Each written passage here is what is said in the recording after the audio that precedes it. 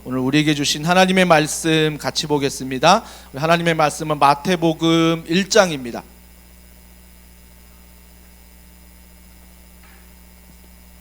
신약성경 맨 처음에 나오는 마태복음 1장 18절부터 25절 말씀을 우리 한 절씩 교독하겠습니다. 제가 먼저 18절 읽겠습니다. 예수 그리스도의 나심은 이러하니라. 그의 어머니 마리아가 요셉과 약혼하고 동거하기 전에 성령으로 잉태된 것이 나타났더니 그의 남편 요셉은 의로운 사람이라 그를 드러내지 아니하고 가만히 끊고자 하여 이 일을 생각할 때에 주의 사자가 현몽하여 이르되 다윗의 자손 요셉아 내 아내 마리아 데려오기를 무서워하지 말라. 그에게 잉태된 자는 성령으로 된 것이라. 아들을 낳으리니 이름을 예수라 하라. 이는 그가 자기 백성을 그들의 죄에서 구원할 자이심이라 하니라. 이 모든 일이 된 것은 주께서 선지자로 하신 말씀을 이루려 하심이니 이르시되 보라 처녀가 잉태하여 아들을 낳을 것이요 그의 이름은 임마누엘이라 하리라 하셨으니 이를 번역한즉 하나님이 우리와 함께 계시다 함이라. 요셉이 잠에서 깨어 일어나 주의 사자의 분부대로 행하여 그의 아내를 데려왔으나 아들을 낳기까지 동침하지 아니하더니 낳음에 이름을 예수라 하니라. 아멘. 오늘은 온가족 예배이기 때문에 우리 다음 세대 교역자분들이 그동안 온라인으로 물론 현장에서 줌으로 예배를 인도했지만 특별히 오늘은 라이브로 올라오셔서 하나님의 말씀을 전하고 그 후에 제가 올라와서 말씀을 전하는 시간을 갖도록 하겠습니다. 먼저 다음 세대 교육자분들이 하나님의 말씀을 전하도록 하겠습니다.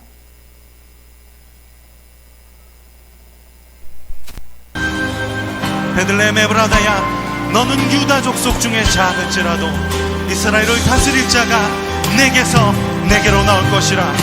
그의 근본은 상고에 영원에 있느니라. 그러므로 주께서 친히 징조를 주실 것이라.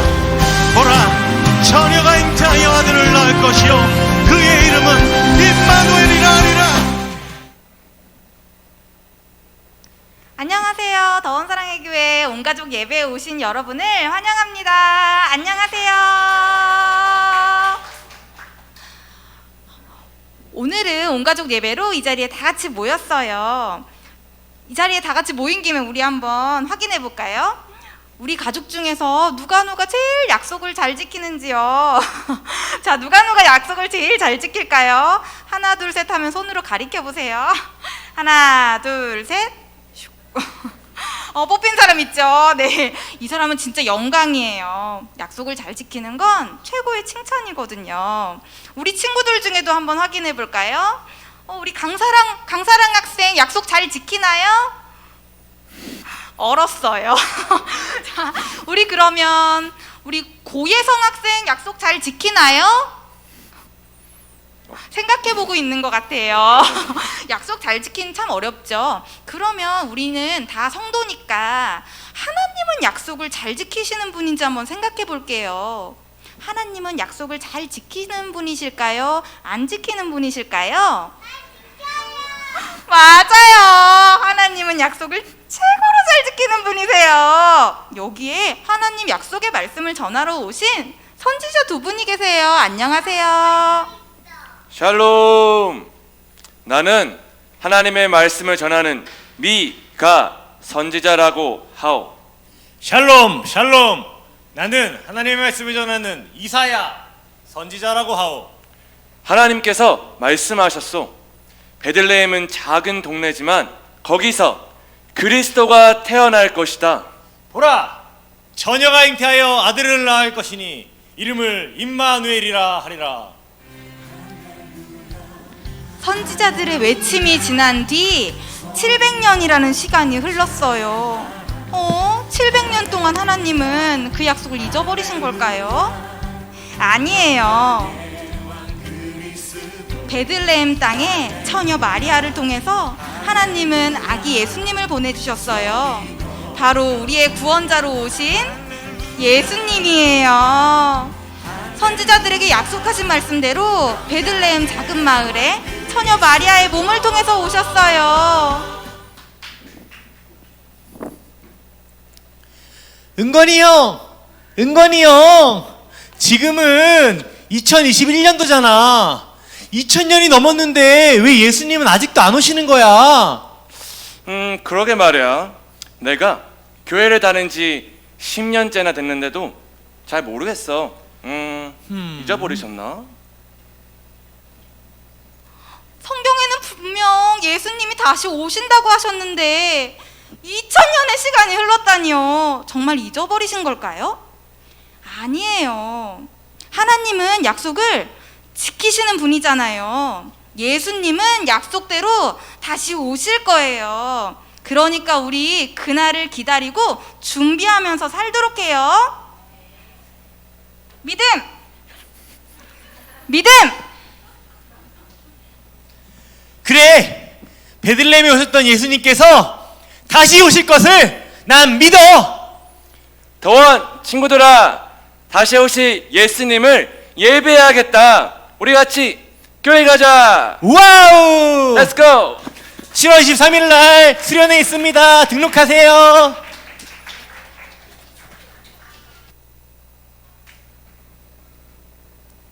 설교하면서 저도 받지 못한 박수를 우리 교육자 세 분이 이렇게 말씀 전하면서 받는 것 같습니다. 아시겠지만 저희 교회가 원포인트 설교를 하고 있습니다. 그래서 영아부부터 작년에 이르기까지 똑같은 본문으로 우리가 설교를 계속하고 있어요. 그 이유는 바로 가정에서 코로나기 때문에 밥을 먹으면서도 아이들과 함께 그 받았던 은혜를 나누기 위해서 원포인트 설교를 하고 있어요. 근데 이번 6주년을 맞이해서 원포인트 설교를 해야 될까? 그냥 주일학교 따로 저 따로 이렇게 설교를 할까 생각하다가 오늘 이 본문을 같이 묵상하면서 원포인트 설교를 해야 되겠다. 제가 그렇게 다짐했던 이유는 한 가지예요. 6주년 때 제가 교회에 대해서 감사한 게 얼마나 많겠어요. 또 앞으로 꿈꾸는 게 얼마나 많겠어요. 그걸 나누기보다는 그보다 더 좋은 소식, 굿뉴스가 바로 예수 그리스도가 이 땅에 오셨다는 것입니다. 그래서 이 본문을 묵상할 때 맞아, 더원 사랑의교회 6주년에 딱 맞는 말씀의 본문이 바로 오늘 이 본문 예수 그리스도, 그분이 바로 우리 교회의 전부이기 때문에 오늘 이 말씀을 여러분과 함께 나누려고 합니다. 그렇다면 중요한 질문이 하나 있어야 돼요. 예수님은 누구신가? 우리가 예수님은 누구신가에 대해서 분명한 성경의 정의를 내리셔야 한다는 것입니다. 왜 그러냐면, 왜 이걸 알아야 되냐면 66권 성경의 전체가 예수님에 대해서 말하고 있어요. 복음의 중심이 예수 그리스도예요. 그렇기 때문에 교회라고 불리는 우리 성도님들은, 우리 자녀들은 반드시 그 예수님이 누구신가를 말씀 속에 알아야 한다라는 것입니다. 자, 오늘 본문을 통해서 예수님은 누구신가, 첫 번째 그 예수님에 대해서 이렇게 말하고 있습니다. 오늘 18절 말씀 볼까요? 오늘 18절 말씀 같이 한번 한 목소리 읽겠습니다. 시작. 예수 그리스도의 나심은 이러하니라. 그의 어머니 마리아가 요셉과 약혼하고 동거하기 전에 성령으로 잉태된 것이 나타났더니. 자, 18절에 보니까 예수 그리스도의 나심은 이러하니라 라고 말하고 있습니다. 여기에서 나심을 얘기하는데 몇 가지로 해석이 됩니다. 여기에서 나심은 탄생을 말하지 않습니다. 어떤 본문은 탄생을 말하지만 많은 본문들은 기원에 대해서 이야기합니다. 시작을 이야기하는 거지요. 그러니까 예수 그리스도의 시작은 이러하니라 라고 말씀하고 있는 것입니다. 근데 그가 어떻게 시작했냐면 오늘 18절을 통해서 우리가 분명히 알아야 될 것은 예수님은 우리 모양과 모습으로 오셨다는 것입니다. 우리의 모양과 우리의 모습으로 예수님이 오셨습니다. 창세기 말씀을 기억하십니까? 하나님이 사람을 창조하실 때, 아담을 창조하실 때 누구의 형상으로 창조하셨습니까? 하나님의 형상이라고 말합니다. 여러분, 우리 성도들 중에 서로 잘 아는 부모님이 계시지요. 서로 잘 알고 있으면 그 자녀들이 부모님과 함께 있지 않아도 그 자녀들을 보면 대충 저 아들이, 저 딸이 누구의 자녀구나 알 수 있는 아이들이 있더라고요. 아빠와 엄마와 붕어빵인 아이들이 있어요. 그래서 부모님이 자리에 없지만 아이들을 보면, 야, 저기 어느 집사님의 아들이네, 어느 집사님의 딸이네, 알 수 있는 것. 저희도 두 아들이 있지만 저희 두 아들은 자라면서 엄마를 많이 닮아서 두 아들이 걸어갈 때도, 야, 엄마하고 딱이네, 엄마의 이미지를 아네. 엄마를 아는 분들은 두 아들에 대해서 이렇게 말합니다. 그렇다면 좀 비교가 그럴 수 있지만 하나님은 아담을 통해서 알 수 있다라는 것입니다. 그의 형상과 그의 삶을 통해서 하나님이 어떤 분인가를 알 수 있는 거예요. 하나님의 자녀라고 우리는 부름을 받았습니다. 그렇다면 우리가 하나님의 형상을 가지고 있어요. 그 하나님의 형상이 우리 안에 있다고요. 그러면 어떤 이미지가 우리 안에 있다라는 것입니다. 그 이미지인 하나님이 우리를 창조하셨는데 우리를 위해 하늘에서 땅으로 내려오셨대요. 왜요? 왜 하나님이 하늘에 계시지 않고 땅으로 내려오셨나요? 이유는 하나입니다. 내가 하늘로 올라가지 못하기 때문입니다. 내가 그분을 찾지 못하기 때문입니다. 내가 그분을 믿지 못하기 때문입니다. 내가 그분을 사랑하지 못하기 때문에 그걸 아시고 하나님은 인간의 몸을 입으시고 이 땅에 내려오신 거예요. 자, 내려오셔서 여러분이 잘 알고 있잖아요. 그분은 우리와 똑같은 저 뒤에 있는 아이들의 모습으로 태어나셨습니다. 성인으로 태어나신 거 아니에요. 아이들의 모습으로 태어나셨습니다. 자라면서 부모의 사랑도 받고요, 자라면서요 직업도 갖게 됩니다. 아버지 목수의 일을 도와주기도 합니다. 자라면서 친구들과의 관계도 있고, 자라면서 인생의 고난도 맛보고 고통도 맛보았습니다. 이 모든 것이 무엇 때문입니까? 하나님의 아들이신 예수 그리스도지만 인간의 몸을 입었기 때문입니다. 인간의 몸을 입었다는 것은 영원하신 분이 한계 안으로 들어오신 것입니다. 우리는 시간의 한계가 있고 공간의 한계가 있습니다. 지금 이 시간에 더원 사랑의 교회에서 예배하는 내 육체는 동일한 시간에 다른 장소에 있지 못합니다. 육체를 입은 우리의 한계입니다. 그 하나님이신 예수 그리스도가 한계 속에 들어오신 것입니다. 그 한계 속에서 우리와 똑같이 말씀을 보니까 나사로의 죽음 앞에 눈물을 흘리십니다. 또한 어느 순간에 화도 내십니다. 그 예수님을 보면서 육체 안에 계신 예수님이 내 모습과 똑같습니다. 나도 화내는데, 나도 슬픈데, 나도 고통스럽고, 나도 아픈데, 그 예수님을 통해서 우리는 뭐예요? 나의 모습을 보게 되는 것입니다. 왜 예수님이, 하나님이신 그분이, 무한하신 그분이, 광대하신 그분이, 시간을 초월하여 공간을 초월하여 존재하신 그 하나님이 왜 육체 안에 들어오셨을까요? 그것은 바로 우리를 잘 아시기 때문입니다. 우리를 아시기 때문에. 그래서 그분이 육체 안에 들어와 이런 삶을 통해서 누구를 알아요? 우리를 알아요. 우리는 때로 하나님이 내 슬픔을 알까? 하나님이 내 기쁨을 알까? 하나님이 내 기도 제목을 알까라고 말하지만 오늘 성경은 분명히 말합니다. 그 하나님의 아들이신 예수 그리스도가 육체를 입고 이 땅에 오셨다. 그래서 우리를 잘 아신다라는 것입니다. 그래서 성경은 말합니다. 내 멍에는 무겁지만 그 멍에를 예수님이 육체를 입고 함께 지시기 때문에 누구보다 내가 힘든 것을 그분이 아신다라고 말하고 있습니다. 사랑하는 성도 여러분, 창립 6주년을 맞이해서 우리가 분명하게 기억해야 될 것은 하나님의 아들이신 예수 그리스도가 육체의 한계 속에 들어오셨습니다. 그리고 우리가 겪는 일상생활의 모든 기쁨과 모든 아픔을 함께 겪으셨습니다. 그것은 바로 나를 잘 아신다라는 것입니다. 이것이 바로 하나님이신 예수님이 육체로 오신 이유입니다. 하지만 이 이유 때문에 감사하지요. 내 슬픔을 아신대, 내 기쁨을 아신대 감사하지만 이것으로 끝나면 안 됩니다. 신앙생활은 그냥 하나님이, 예수님이 나를 위로하고 나에게 힘 주시고 또 나에게 위로자가 되시는 그분으로 끝나면 안 된다라는 것입니다. 나를 잘 아시는 하나님으로 끝나면 안 돼요.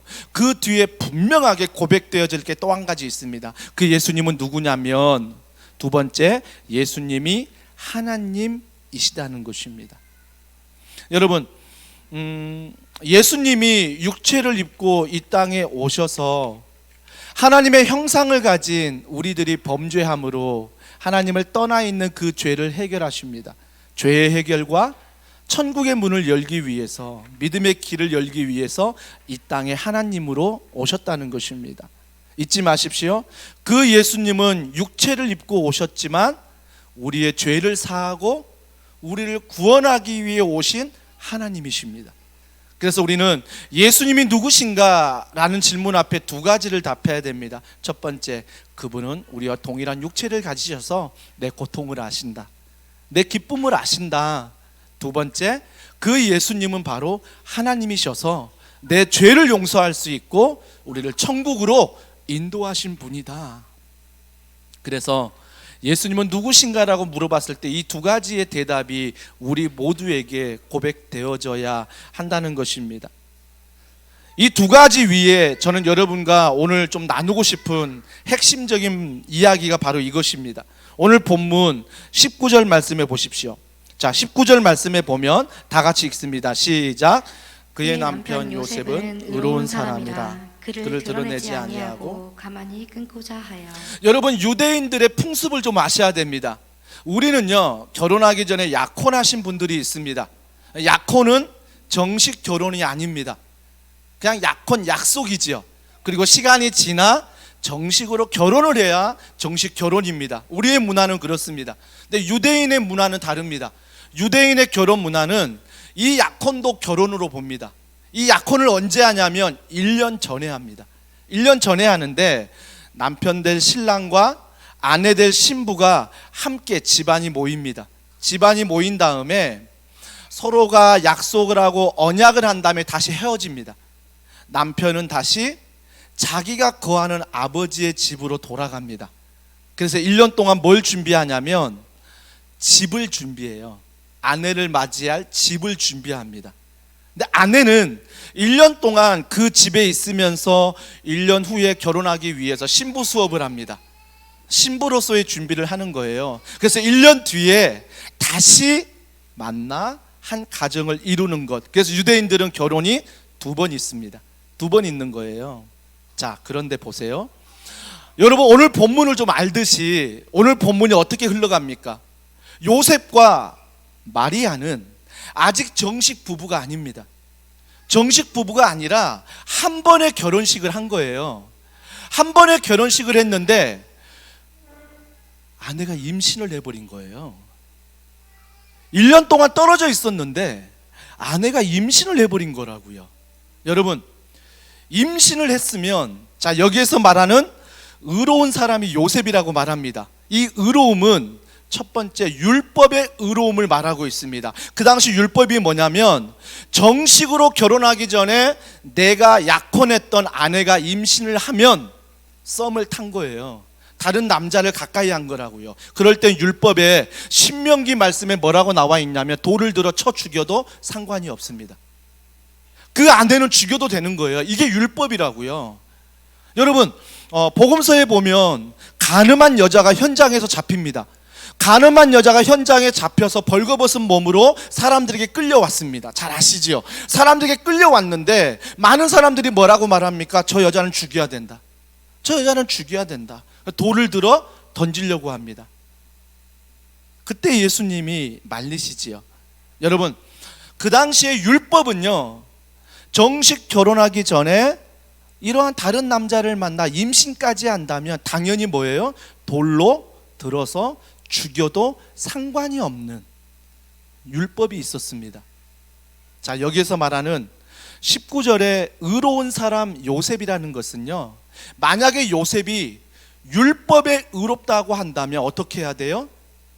결혼하기 전에 너 아내 임신했어? 너 이리 나와. 많은 사람들 앞에 세워야 합니다.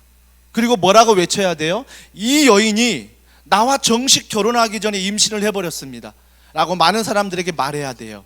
그 많은 사람들이 어떻게 해요? 돌을 들어 마리아에게 던졌겠죠. 그게 율법이었으니까. 만약에 오늘 성경이 말하는 19절에 요셉은 의로운 사람이라고 말했다면 그 율법을 지킨 사람, 율법을 행한 사람이 바로 의로운 사람인 것입니다. 하지만 요셉은 어떻게 했습니까? 요셉은 그 여인을 많은 사람들 앞에 세우지 않았습니다. 오히려 그 여인을 어떻게 했어요? 자기 아내로 받아들입니다. 자기 아내도 받아들여요. 여러분, 성경이 말하는 의로운 사람과 세상에서 말하는 의로운 사람의 기준이 다르다는 거예요.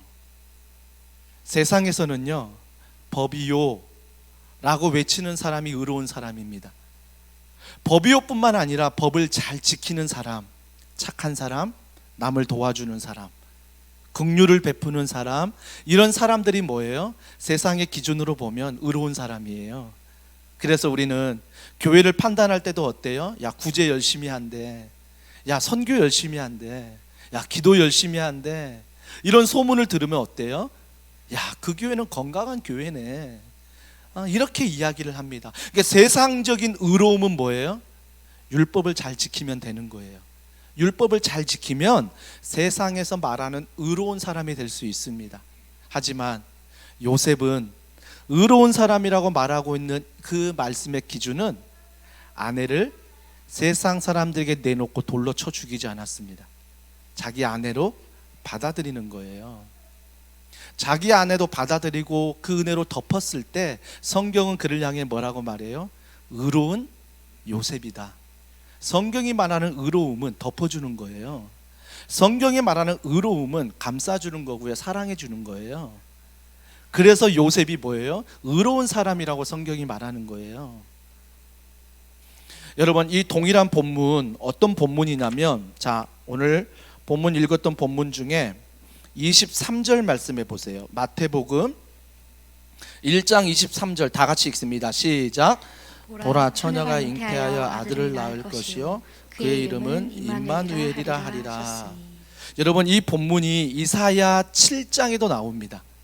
이사야 7장에 똑같이 나와요. 근데 이사야 7장은 누가 이 말씀을 듣냐면 유다 왕 아하스가 듣습니다.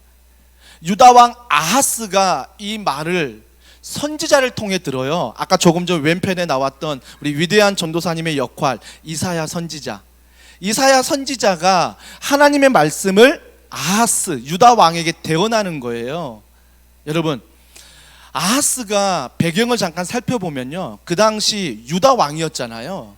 유다 왕이었는데 아하스가 두려운 게 한 가지 있었습니다. 그게 뭐냐면 북이스라엘이 아람과 연합을 한 거예요. 아람과 연합해서 남유다를 침공할 거라 생각하고 두려운 거예요. 야, 우리 어떡하지? 북이스라엘이 아람과 연합했대. 그럼 우리 쳐들어올 텐데 우리 유다 어떡하지? 걱정하고 근심하고 두려워하고 있었습니다. 그때 이사야 선지자가 아하스에게 온 거예요. 뭐라고 말하냐면 이사야 7장에 이렇게 말합니다. 하나님이 징조를 보여주신대. 이걸 다시 말하면 뭐냐면 하나님이 너 도와주신대 라고 말하는 거예요. 야, 선지자, 하나님의 말씀을 전하는 자가 두려워하는 아하스에게 찾아와서 하나님이 너 도와주신대, 얼마나 감동이 돼요. 근데 아하스가 뭐라고 말하는지 아세요? 필요 없다는 거예요. 그 도움 필요 없다라는 거예요. 저는 이 본문을 보면서 왜 아하스가 두려워하는데 하나님이 도와주시겠다고 하는데 왜 필요 없다라고 얘기할까? 그 뒤에 본문을 보고 알았어요. 아하스의 행동이 뭐냐면 필요 없어요 라고 말한 다음에 누구를 찾아가냐면 아수르를 찾아가요. 아수르를 찾아가서 뭐라고 말하냐면 우리 좀 도와줘, 우리 좀 도와줘. 북이스라엘이 아람과 연합했어. 그러면 우리 유다도 아수르와 연합해야 될 것 같아. 너 우리 좀 도와달라 라고 이야기하는 거예요. 그러면 아하스 유다 왕이 하나님이 도와주시겠다고 말하는데 거절했던 이유는 뭐예요? 눈에 보이지 않는 하나님의 도움 필요 없다는 거예요. 내 기도 제목 들어주지 않는 하나님 필요 없다라는 거예요. 그럼 아하스는 뭘 원하는 거예요? 눈에 보이지 않는 하나님을 원하는 게 아니라 내 눈에 보이는 강한 나라, 미국이 될까요? 중국이 될까요? 어디가 될까요? 그 나라가 내게 힘이 된다라고 생각하는 거예요. 나를 도울 수 있을 거라 생각하는 거예요. 내 두려움을 이길 수 있을 거라 생각하고 하나님은 필요 없고 아수르를 찾아가서 이야기하고 있다는 것입니다. 여러분, 이 모습이 딱 나의 모습이에요. 하나님은 나에게 뭐가 필요하니? 무슨 도움을 줄까?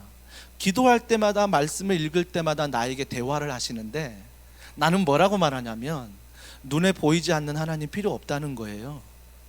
내 삶의 기도 제목에 구체적으로 응답하지 않는 하나님 필요 없다는 거예요. 그러면서 내가 누구를 찾아가요? 힘 있는 사람, 힘 있는 장소, 힘 있는 직장, 힘 있는 교회, 힘 있는 누군가를 찾아가서 좀 나에게 도움이 되려고 이야기한다라는 것입니다. 그때 주님이 아하스에게 선지자를 통해 뭐라고 말씀하셨냐면 딱 이 말씀하신 거예요. 보라, 처녀가 잉태하여 아들을 낳을 것이요 그의 이름은 임마누엘이라 하리라.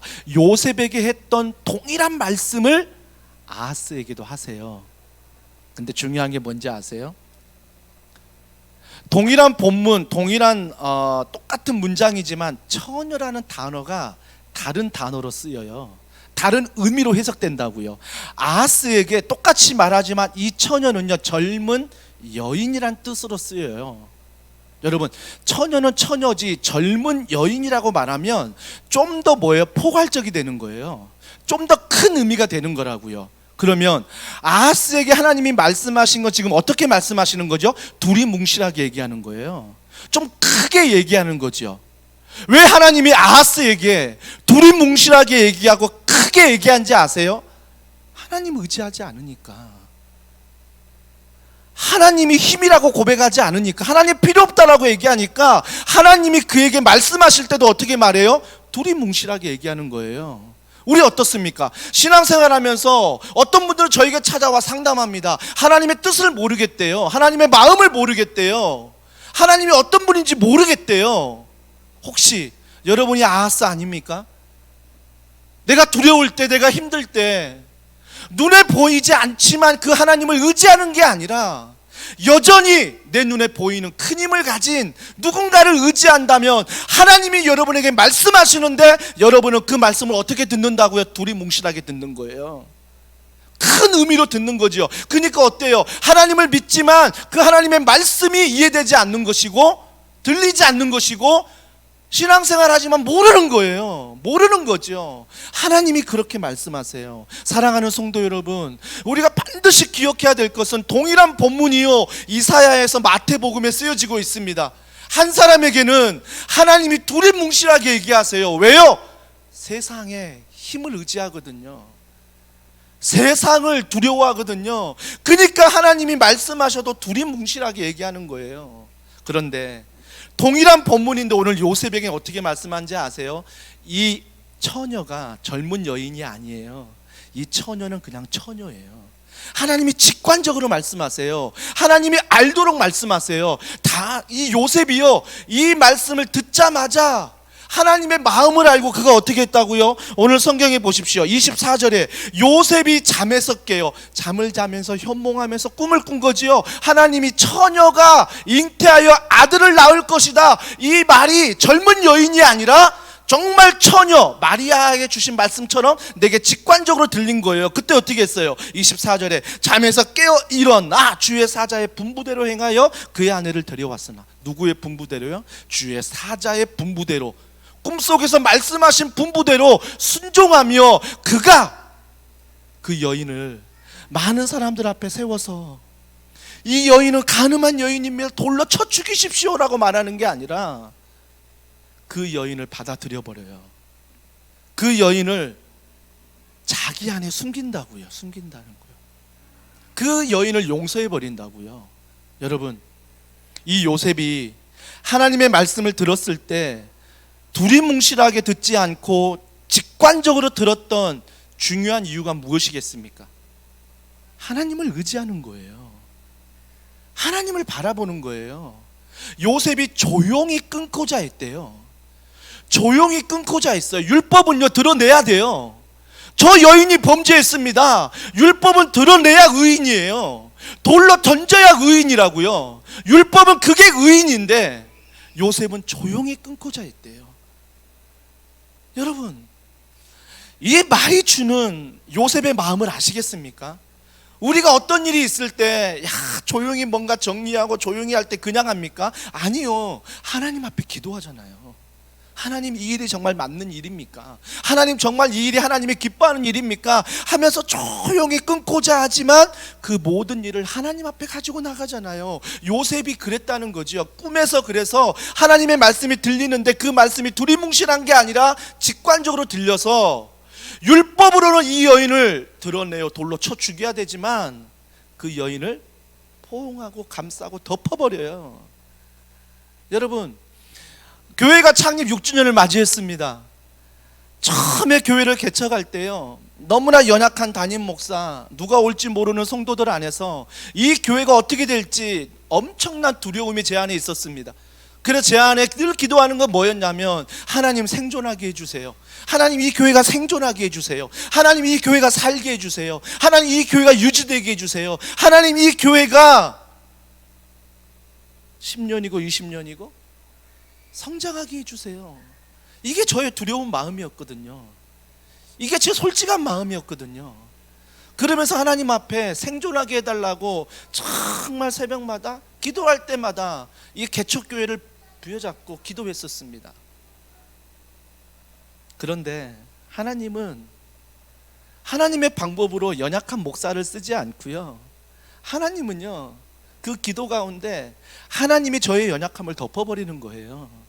너는 살려달라고 말하지, 너는 유지해달라고 말하지. 아니야 현철아, 교회는 사는 게 아니라, 교회는 유지되는 게 아니라 교회는 나야. 예수 그리스도임을 저에게 알려주는 거예요. 맞다, 교회는 생존의 목적이 아니라 교회는 예수 그리스도 그분이시구나.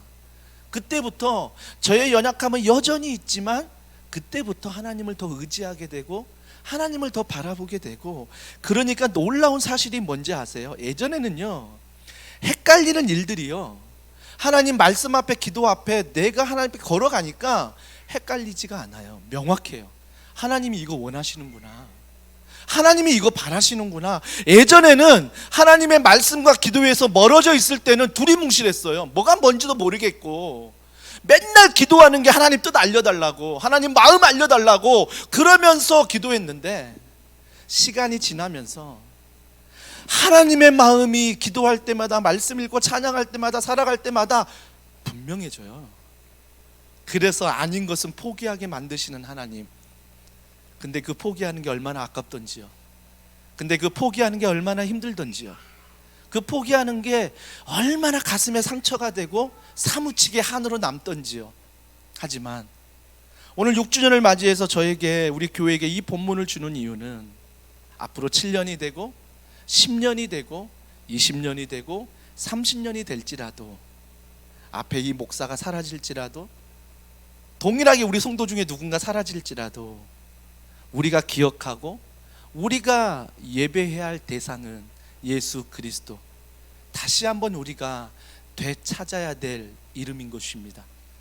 그래서 우리가 반드시 기억해야 될 것은 의롭다는 기준, 법이요, 율법대로 이걸 하나님이 의롭게 보는 게 아니라, 하나님은 연약하지만 부족하지만 십자가의 은혜로 덮어주시는 그 사랑, 그 사랑을 믿고 그 사랑을 의지하고, 오늘도 두렵지만, 오늘도 약하지만 그 주님 바라보고 담대하게, 두리뭉실하는 신앙이 아니라 확실하고 선명하고 분명한 신앙생활을 하기를 원하시는 더원 사랑의 교회 모습을 원하신다라는 것입니다.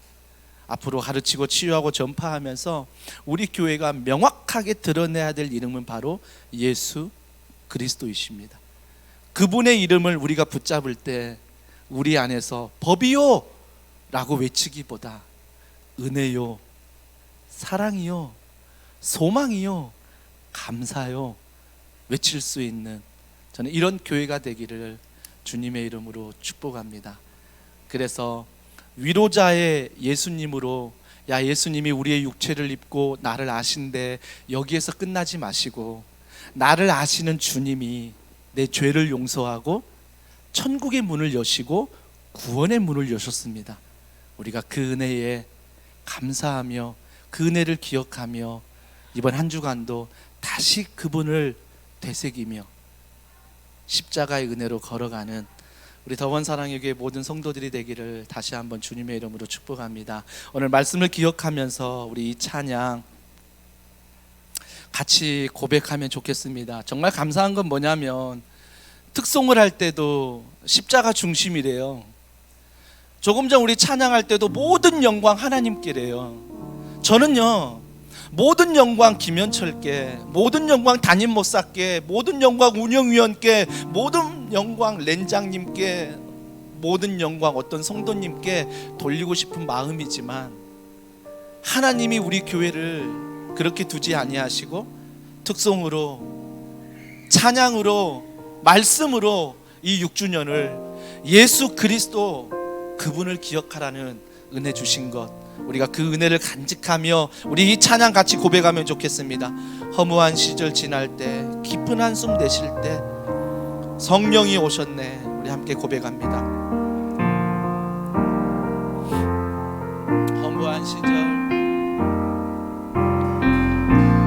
허무한 시절 지날 때, 깊은 한숨 내쉴 때 그런 풍경 보시며 단식하는 분이 육체를 입으신 고와 같이 너희를 버려두지 않으리.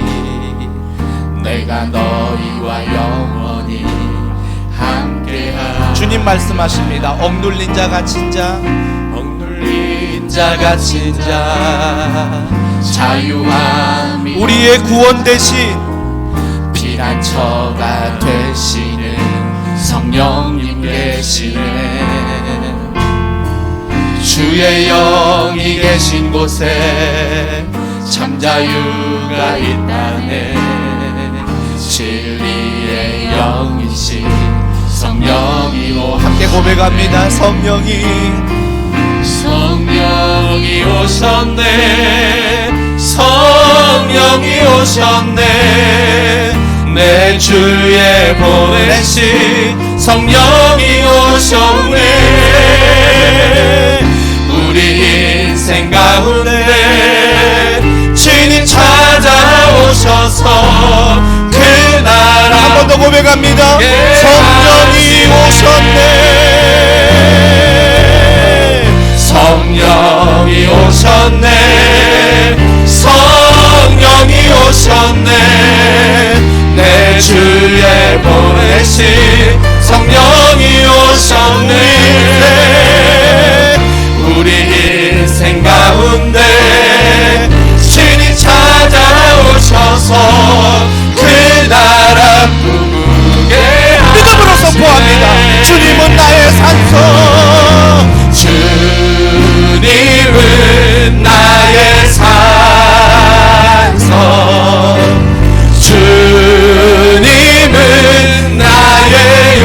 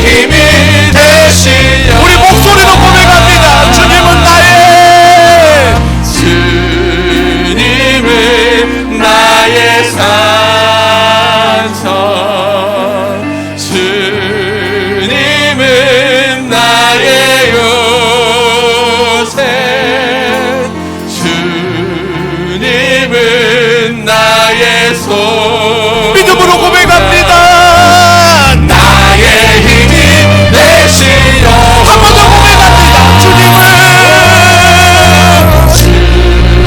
주님은 나의 산성 주님은 나의 요새 주님은 나의 소망 나의 힘이 되신 여호와 우리 이 시간에 기도할 때 얼마나 연약한 존재입니까? 하나님을 믿는다 하면서도 내가 얼마나 약한 존재인지, 내가 얼마나 실수가 많고 얼마나 넘어지는 존재인지, 내가 하나님을 사랑한다 말하지만 하나님보다 더 많은 것들을 의지하고 눈에 보이는 것들을 쫓아가는 그런 연약한 사람이지만, 그럼에도 불구하고 그 주님은 십자가의 사랑으로 우리를 율법으로 대하지 않고 복음으로 대하신 그 사랑, 그 은혜, 우리 교회가 반드시 다시 기억하고 그 예수님을 다시 되뇌게 하는 이유입니다. 주님, 평생 나의 힘이 되신 예수님, 그분만을 의지하며 살아가게 하여 주시옵소서. 옆에 함께 자녀가 예배한다면 또 자녀가 이 자리에 없지만 가슴에 손을 올리시고, 하나님, 우리의 자녀들이 평생 예수님 안에서 꿈을 꾸고 예수님 안에서 참된 비전을 가지고 예수님 안에서 참된 용기와 힘을 가지고 살아가는 귀한 은혜가 있게 해달라고 우리 이 시간 간절한 마음으로 기도하시겠습니다. 하나님,